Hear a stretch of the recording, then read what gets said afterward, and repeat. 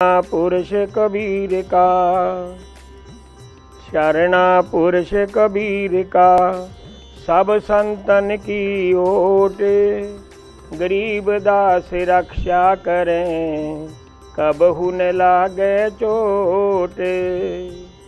पूर्ण ब्रह्म कृपा निधान, सुन के सब करतारे, गरीब दास मुझ दीन की, रखियो बहुत संभारे। बिना धनी की बंदगी, सुख नहीं तीनों लोक, चरण कमल के ध्यान से, गरीब दास संतोष।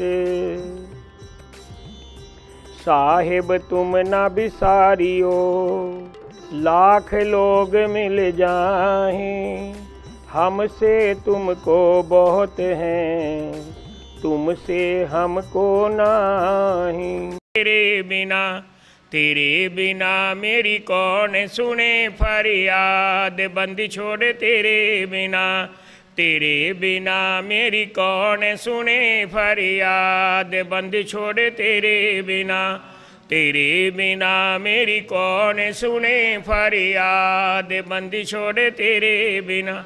इस शब्द के अंदर गरीबदास साहिब की वाणी में से बड़ी सुंदर कली ली गई है, जो एक जगह पर गरीबदास साहिब ने अपने रागों में लिखी है।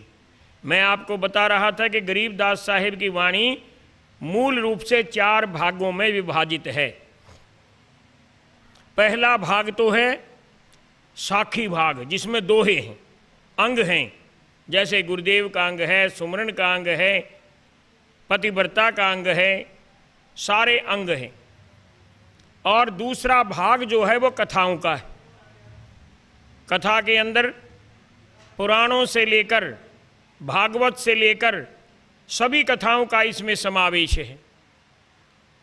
इसके बाद जो अगला भाग है उसको ग्रंथ भाग बोलते हैं, जिसमें सवैये हैं, अरील है, झूलने हैं, बहुत से हैं,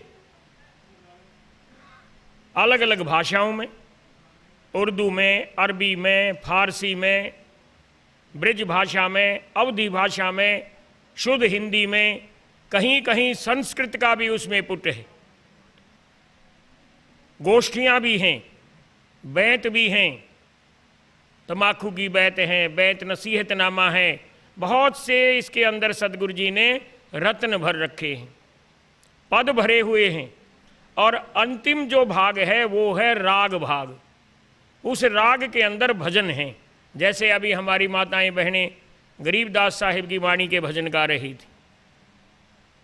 एक से एक बढ़कर राग हैं।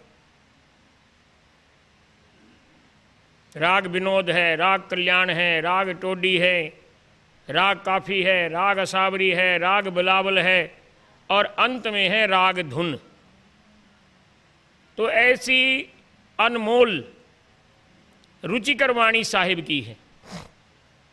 तो इन्हीं रागों में से एक राग में गरीबदास साहिब ने लिखा है कि तू ही तू रब राजक मेरा, शब्द अतीत नाद धुनहेरा, गुनहगार गुरुदेव तुम्हारा, खाने जाद खरीद प्यारा, हुक्मी आया हुक्म पठाया, बांदी जाम किया मन भाया, पूत पिता से बेमुख होई, तो भी पिता जान मल धोई, हरदम हैफ किए अग भारी, मादर पिदर में शरण तुम्हारी,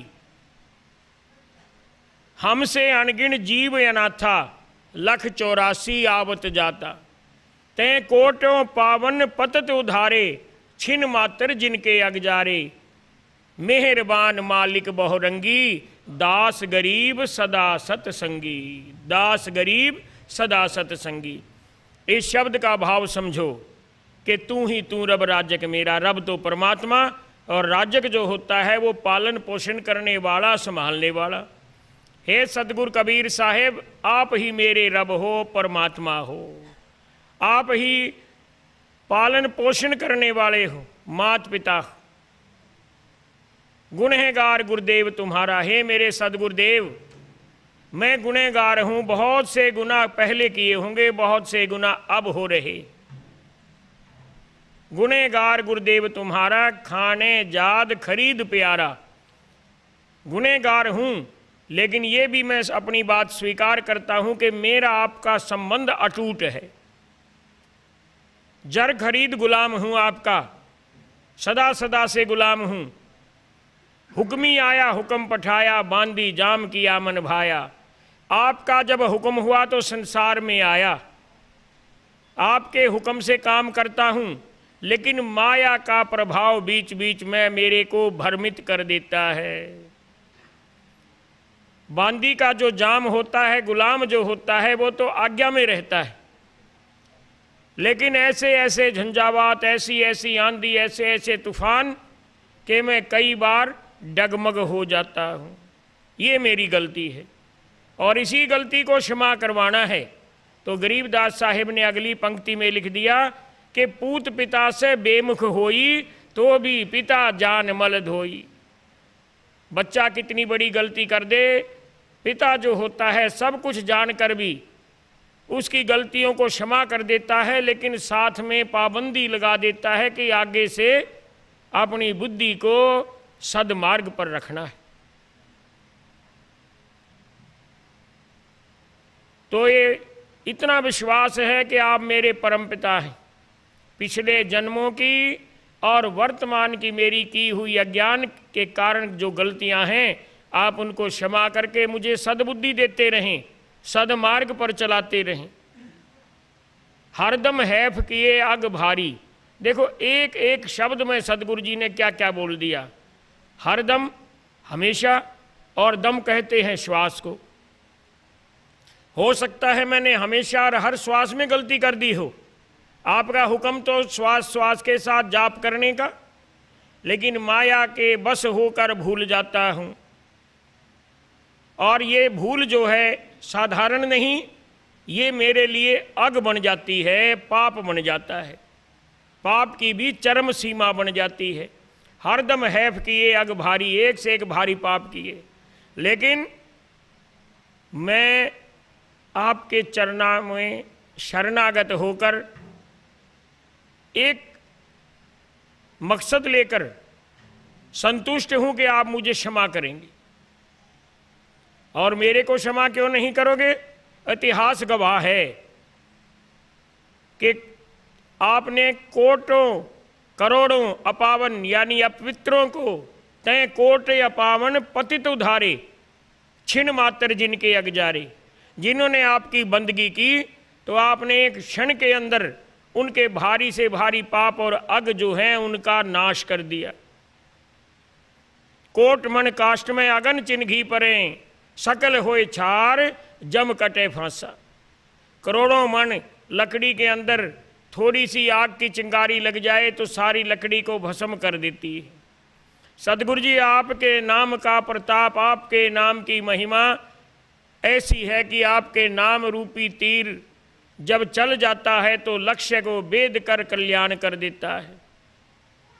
इसी भजन के अंदर गरीबदास साहिब ने लिखा कि हमसे अनगिन जीव अनाथा। मेरी क्या गिनती है, असंख्य अनगिनत जीव ऐसे हैं जो संसार में आए, कर्तव्य करते रहे, चले गए, लेकिन मुक्ति को प्राप्त नहीं हुई। साहिब मेरे को उनमें शामिल मत करो, बार बार प्रार्थना है, मेरे को मुक्त कर दो। इस भजन की एक एक कली में गरीबदास साहिब ने ऐसे ऐसे रहस्य और फिर उन रहस्यों का उद्घाटन भी भर दिया है। और अंतिम कली में गरीबदास साहिब ने लिख दिया कि मेहरबान मालिक बहुरंगी, दास गरीब सदा सतसंगी। आप मेहरों के दाता हैं, आपके पास तो अनमोल खजाना है और मैं भिखारी हूं। कोई भी व्यक्ति भगवान के आगे जब प्रार्थना करता है तो पता नहीं कितनी चीज मांग लेता है। उसको ये भान नहीं होता कि मैं इसका अधिकारी हूं कि नहीं हूं, क्योंकि प्रारब्ध कर्मों के कारण बहुत से लोग सुखी प्रतीत होते हैं और बहुत से लोग दुखी हैं। लेकिन जो सतगुरु के शरणागत हो जाता है वो तो परमानंद को प्राप्त होता है। थोड़े से आनंद को नहीं, कभी कभी के आनंद को नहीं, उसको परमानंद की प्राप्ति हो जाती है।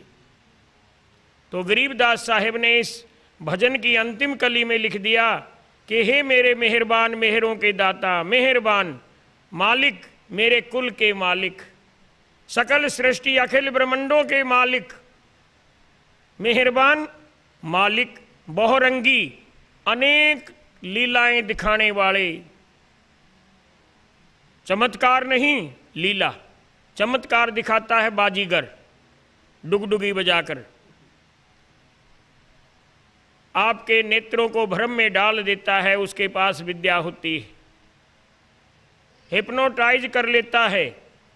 लेकिन साहिब की वाणी तो सदा सदा के लिए आपका कल्याण करने वाली है, और विद्याएं जो हैं वो कुछ क्षण के लिए होती, और ये सदा के लिए पूर्ण कल्याण करने वाली। तो गरीबदास साहिब की वाणी के भजन की अंतिम कली में देखो एक एक बात कूट कूट कर भर रखी है कि मेहरबान मालिक बहुरंगी, दास गरीब सदा सतसंगी। कि हे साहिब, लोग कोठी मांगते हैं, बंगला मांगते हैं, कार मांगते हैं, धन मांगते हैं, गहना मांगते हैं, मुकदमे में जीत मांगते हैं, खेती बाड़ी मांगते हैं, इतनी लंबी लिस्ट है कि पढ़ते पढ़ते आंख पथरा जाएं, क्योंकि जीव का काम मांगना है, आप देने वाले हैं और देते भी हैं, दूसरा तो कोई देने वाला नहीं। लेकिन मैं आपसे जो मांग रहा हूँ, गरीबदास साहिब ने ये बात लिखी है, किस लिए? क्योंकि वो तो खुद कबीर का ही रूप थे, हम लोगों को समझाने के लिए कि मांगना है तो क्या मांगना है। आपकी मर्जी है, कुछ भी मांग सकते हो, जो आपको जरूरत हो सदगुरु जी वो भी देंगे, लेकिन एक मांग जरूर मांगो। वो कौन सी? दास गरीब सदा सतसंगी। हे मेरे साहेब, संसार में निर्वाह करने के लिए साधन तो आप जितने मर्जी दे देते हैं जब हम मांगते, लेकिन मैं तो आपसे आपको ही मांग रहा हूं, आप मेरे साध्य हैं। साधन तो खत्म हो जाएंगे, उसको हम बरत लेंगे तो उसका उपयोग समाप्त हो जाता है, लेकिन आपकी ओर जब मेरे चित्तवृत्ति के अंदर पूर्ण भाव आ जाएगा तो आपसे ही तो बिछड़ा था, आपको ही मिल जाऊंगा, आपके संग हो जाऊंगा। इसलिए ये मांग जरूर रखनी चाहिए कि मेरे को कुछ भी बनाओ, किसी भी हालत में रखो, लेकिन सतगुरु जी अपना सत्संगी रखो, सत्य का संगी रखो, माया का संगी ना बनूं, सत्य का सत्संगी बनूं, ये मेरी हार्दिक अभिलाषा है। तो इस भजन की अंतिम कली में फरियाद करना सिखा दिया गरीबदास जी ने कि तेरे बिना मेरी कौन सुने फरियाद, बंदी छोड़ तेरे बिना, तेरे बिना मेरी कौन सुने फरियाद, बंदी छोड़ तेरे बिना।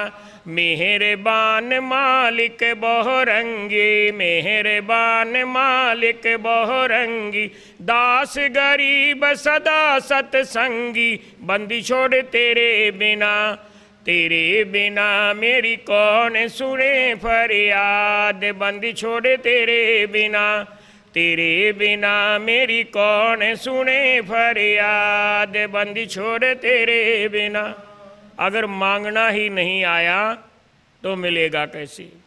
फार्म गलत भर दिया तो परिणाम भी तो शून्य आएगा।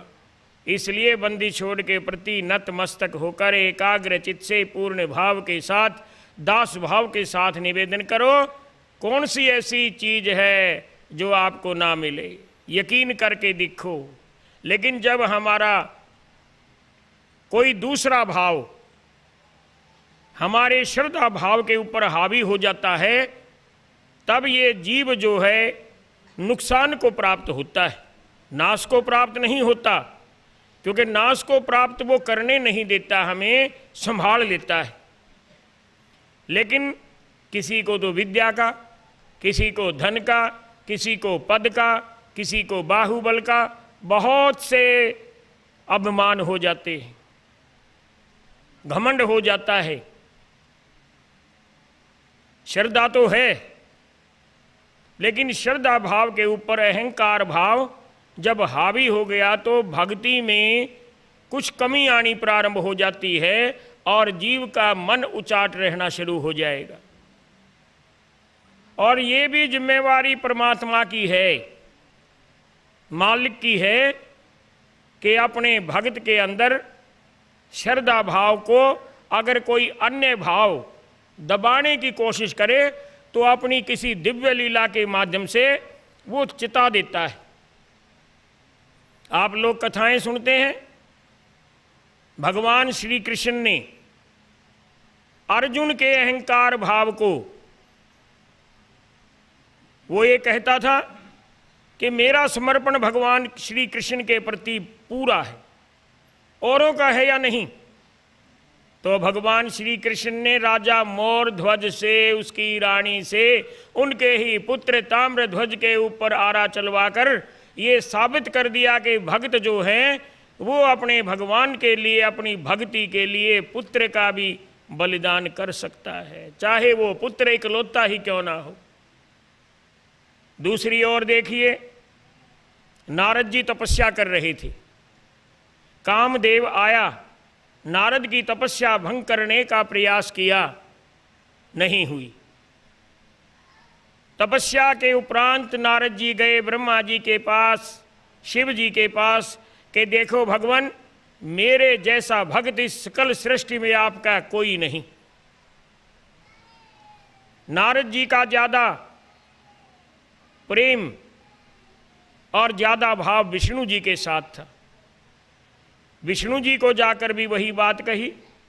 अब विष्णु जी ने देखा कि तेरा ये पुत्र के समान है, तेरे प्रति बहुत भाव रखता है, लेकिन अब अभिमान वश होकर, अहंकार से ग्रस्त होकर ये नाश की ओर ना चल पड़े। इसलिए भगवान विष्णु ने विश्व मोहिनी स्वरूप धारण करके उसकी तपस्या को भंग कर दिया। अब उसको भान हो गया कि घमंड नहीं करना चाहिए। ये कथाएं आपने सुनी हैं। मैं आपको जो कथा सुना रहा हूं वो पूर्ण परमात्मा बंदी छोड़ कबीर साहिब की कथा है। और किसके संबंध में है? आपको इतना पता है कि कमाल और कमाली कबीर साहिब के मानस पुत्र और मानस पुत्री, शरीर करके नहीं, उनके शिष्य के रूप में पुत्र और पुत्री का भाव। और कमाल जो थे थोड़ी आयु के थे, लेकिन थोड़ी आयु में ही अपने कुल मालिक, अपने गुरुदेव पूर्ण परमात्मा सदगुरु कबीर साहिब के प्रति बड़ा अनन्य भाव था।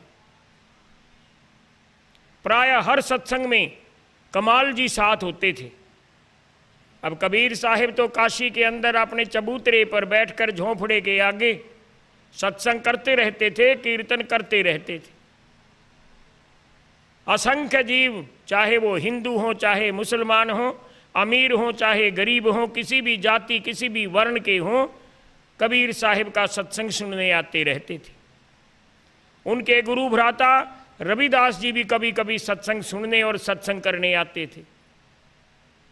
पद्मनाभ जैसे उनके परम शिष्य और श्रुति गोपाल जैसे विद्वान शिष्य भी उनके सत्संग में मौजूद रहते थे। शेख फरीद जैसे आत्मज्ञानी उनके मुरीद हुआ करते थे। और कमाल तो थे ही। अब सबसे कम उम्र के होने के कारण कमाल जी की जिम्मेवारी थी कि अपने गुरुदेव की आज्ञा का पालन करते हुए हर आने वाले साधु संत की सेवा करनी, उनको जलपान कराना, उनके आसन लगवाना, उनकी हर प्रकार से सेवा शुश्रूषा करना। और ऐसा वो बहुत समय तक करते रहे। करते करते एक दिन उनके चित्त के अंदर ये भाव आ गया कि मेरे से बढ़कर सदगुरु कबीर साहिब का दूसरा कोई शिष्य है ही नहीं। थे शिष्य, भाव भी पूर्ण था, लेकिन उस शिष्य भाव और श्रद्धा भाव के ऊपर अहंकार भाव आ गया। अब सदगुरु कबीर साहब ने जब उसके वचन सुने तो उसको चेताना था, संभालना था, उसकी रक्षा करनी थी, कहीं गर्त में ना चला जाए, भक्ति व्यर्थ ना चली जाए। बहुत से लोगों को ये डर होता है कि भक्ति व्यर्थ चली जाएगी। अगर कोई सत्य की उपासना करता है, पूर्ण परमात्मा की भक्ति करता है, तो उसकी भक्ति कभी भी व्यर्थ नहीं जाती।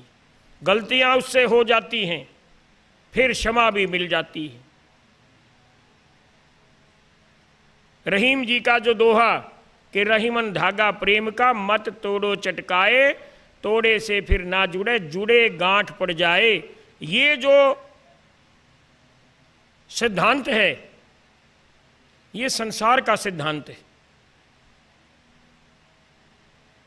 अध्यात्म का सिद्धांत तो इससे भी बढ़कर है।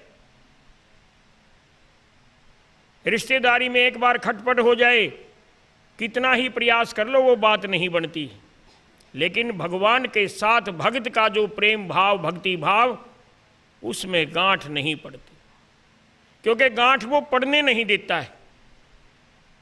और गरीबदास महाराज जी ने तो यहाँ तक लिख दिया कि भक्ति बीज पलटे नहीं, जे जुग जामे असंख, सतगुर सिर पर राखियो 84 नहीं शंक। एक बार जिस जीव के चित्त के अंदर भक्ति रूपी बीज बो दिया जाए, वो कभी निष्फल नहीं होगा।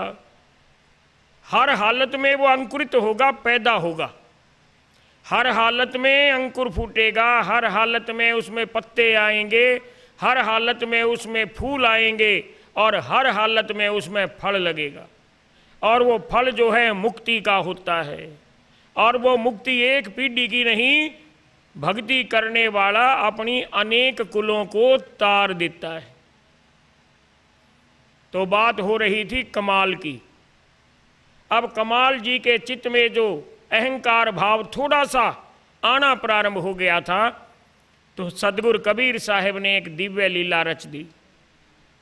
अगले दिन कहने लगे कि मैंने गंगापुर जाना है।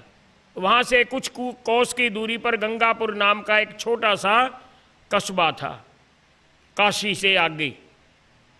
कबीर साहब के साथ कमाल तो जाते ही थे, और उस दिन शेख फरीद जी भी साथ चल पड़े। तीनों जने चल पड़े पैदल गंगापुर के लिए। उनको क्या पता कहाँ जाना है, पता तो सदगुरु कबीर साहब को था, क्योंकि उनकी मौज थी। तो एक जगह पर गरीबदास साहब ने अपनी वाणी में लिखा है कि सम्मन कै सतगुर गए, संग फरीद कमाल, सत टोहन को उतरे, हो सतगुर अबदाल। ऐसी कृपा की, ऐसी सतगुर की मौज, ऐसी रचना, ऐसी लीला रच दी कि गंगापुर में सम्मन के घर के लिए चल पड़े, प्रस्थान कर गए। सम्मन एक गरीब मणिहार था, छोटा मोटा काम करता था।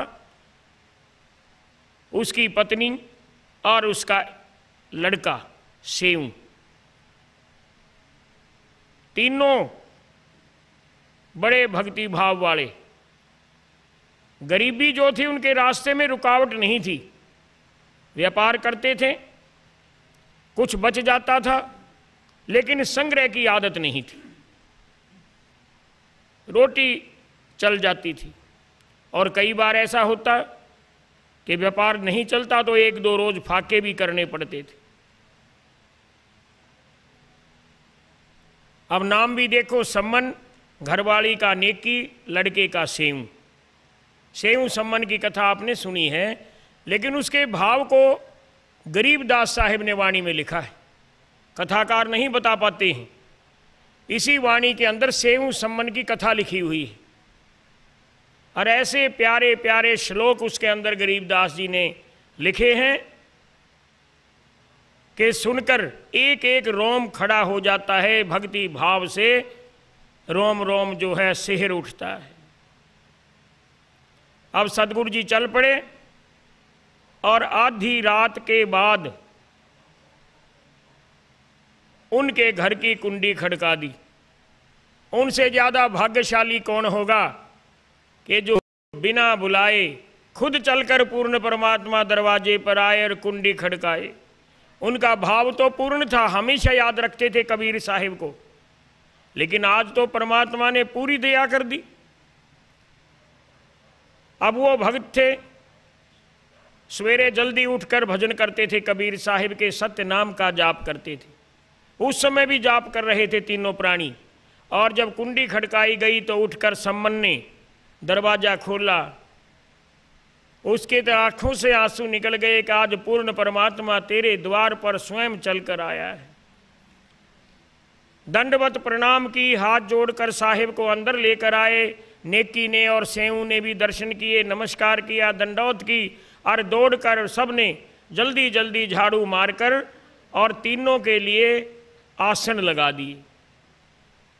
अब साहेब विराज जाओ, आज तो आपने अति कृपा की है।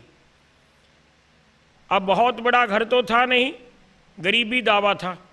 साहिब को उसी आंगन में बिठा दिया और एक छोटा सा कमरा था जिसमें चौका था, सामान भी रखते थे, कपड़े भी रखते थे, भोजन भी बनाते थे। अब तीनों तुरंत वहाँ पर चले गए। समस्या नहीं थी, हकीकत थी कि उनके घर में उस दिन कोई दाना नहीं था।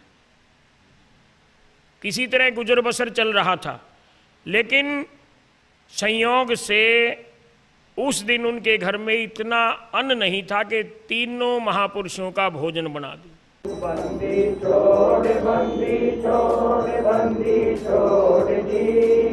रक्षा करो बंदी छोड़ गरीबदास जी।